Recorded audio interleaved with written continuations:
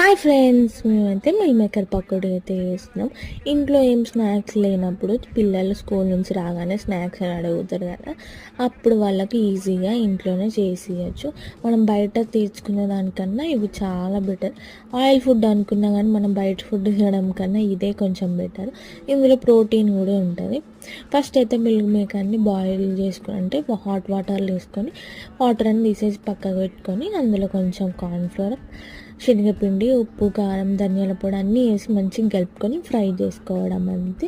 ఇక చిన్నపిల్లలకైతే ఇట్లనే పెట్టచ్చు. ఇక మనం పెద్దవాళ్ళం తినాలనుకుంటే మాత్రం ఆనియన్, నిమ్మకాయ వండుకొని తింటే అయిపోతుంది. మనం ఈజీగా ఎక్కువ టైం కూడా తీసుకోదు, జస్ట్ కలుపుకొని ఫ్రై చేసుకోవడం అంతే. మీరు ఎప్పుడైనా ట్రై చేయకపోతే ఒకసారి ట్రై చేసి చూడండి.